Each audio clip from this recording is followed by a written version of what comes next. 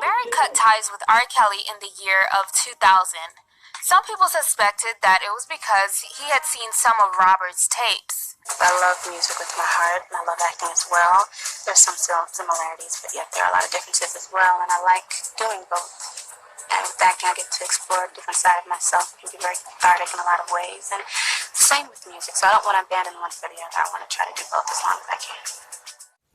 Problems involved his ex-girlfriend, who sued him in 2007 for harassment and blowing up her car when she broke up with him in 2006. She alleges that Barry started spreading rumors about her having HIV online.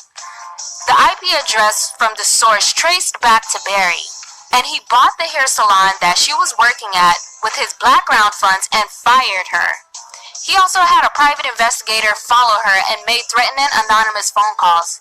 She was awarded $5.8 million that Barry has yet to pay.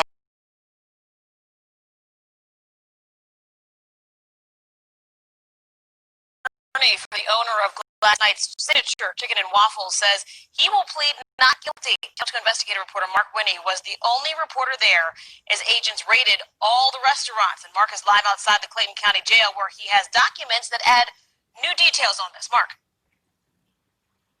Yeah, Clayton County website indicates that Shanga Hankerson was released sometime shortly after 2:30. We reiterate what we reported yesterday, that a Georgia Department of Revenue official indicates that Gladys Knight is totally in the clear, not involved in wrongdoing. He didn't paint the same picture about her son. The Georgia Department of Revenue Special Investigations Chief says Shanga Hankerson owns a restaurant chain bearing his famous mom's name, Gladys Knight Signature Chicken and Waffles. But now Hankerson's name is on a pair of warrants alleging theft by taking. The two counts involving a bit more than $50,000. But Chief Josh Waite says Hankerson suspected of stealing $650,000 in money customers paid for sales tax or that was withheld from employee paychecks. And he owes more than $1 million with penalties and interest. As we complete our investigation, we hope to file additional charges through indictment after we work with the district attorney's office. Prominent criminal defense lawyer Steve Sadow confirmed he is now lead counsel for Shanga Hankerson, working with co-counsel Adama McKinnon. Sadow says Hankerson will plead not guilty to all charges. Quote, "This appears to me to be a civil tax matter, not a criminal case," Sadow said. Sadow said a Clayton County magistrate judge said Hankerson's bond at $20,000. When can they reopen? They can actually reopen at any time, and we hope they're open soon. Waite says a consent order entered into with other Hankerson reps allows a court-approved receiver to help keep the restaurants running. It allows the receiver to take immediate control of assets and property and control of the books. Waite says the receiver can manage, control, and maintain the businesses, and there's a section titled Asset Freeze. The story we broke yesterday getting a lot of attention. It is. The phone's been ringing off the hook, and we hope this is a good lesson for other business owners. Now, it's worth repeating part of a statement sent to us yesterday after we broke the story by a spokesperson for Gladys Knight. Quote, "Gladys Knight lent her name to her son's restaurants in the Atlanta area, similar to a celebrity endorsement. Ms. Knight was not involved in any way with the operation of the restaurants," unquote. Hers is certainly a name, a good name, built up over decades of stardom. Reporting live, Mark Winnie, Channel 2 Action News. This afternoon, Atlanta music icon Gladys Knight has filed a lawsuit against her son. She is demanding he stop using her name immediately. Channel 2's Carol Sparge got a copy of the lawsuit. Carol joins us now live from the newsroom.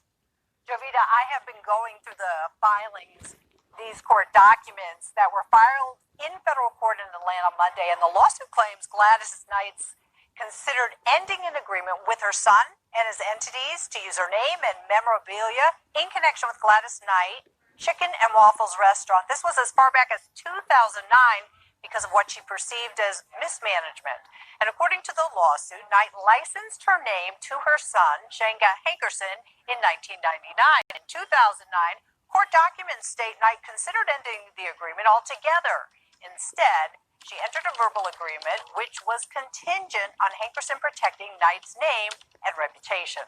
Earlier this year, the state seized Gladys Knight restaurants and arrested her son on charges of theft and racketeering. We've also reported on recent trouble with the health department.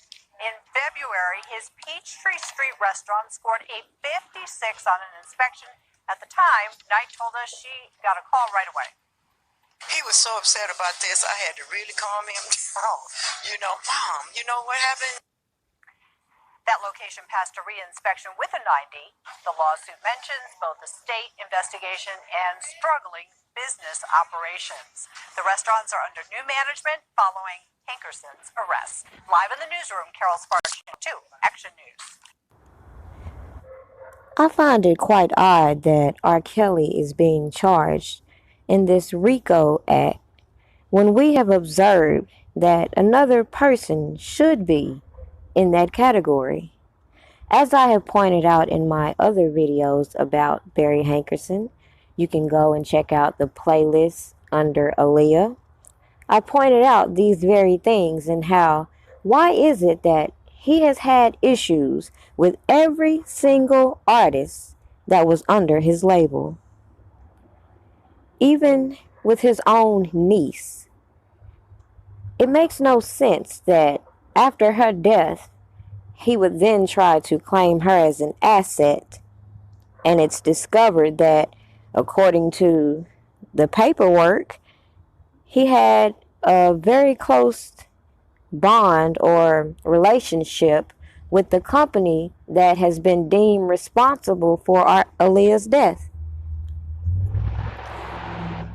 I also find it very comical in the fact that, just like with these allegations against R. Kelly, people stating that he has a STD, Barry Hankerson did the very same thing to an ex-girlfriend of his.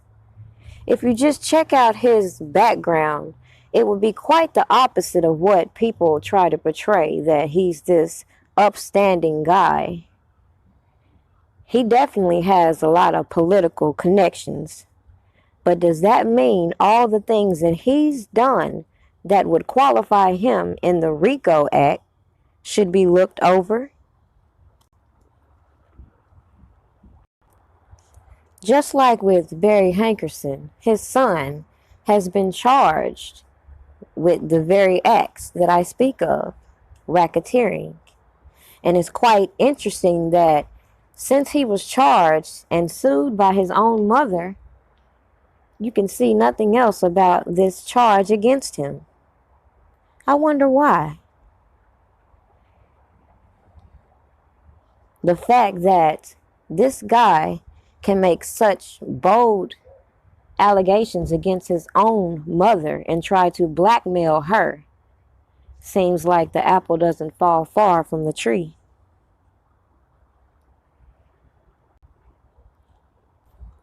According to past reports, Shanga Hankerson had quite the troubled background, even going through a nasty custody dispute between Gladys Knight and Barry Hankerson. He even went so far as to kidnap his son, in which, according to Gladys Knight, she had to spend over $1 million just to get her son back.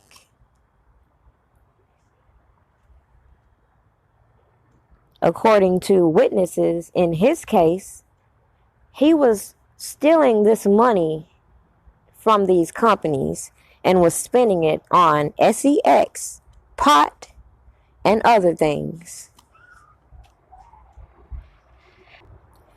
That just poses the question again. Why is it that these people that have obviously done some shady business practices been given a green pass to go on and continue what they're doing? Meanwhile, R. Kelly is sitting being accused of all these heinous crimes that was orchestrated through these people.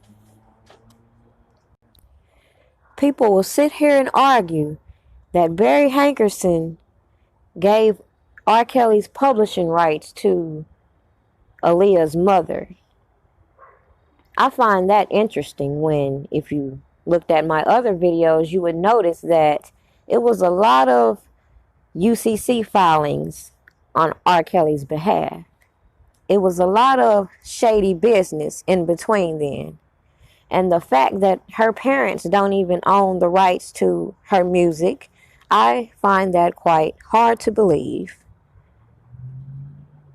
this marriage certificate, this tape they've come out with, all of it was well orchestrated. It's very clear who the prime suspect should be when it comes to these RICO charges. At the end of the day, the burden of proof is on the state. And I don't believe they can link all of these fraudulent companies to R. Kelly. But I wonder who they will link them to.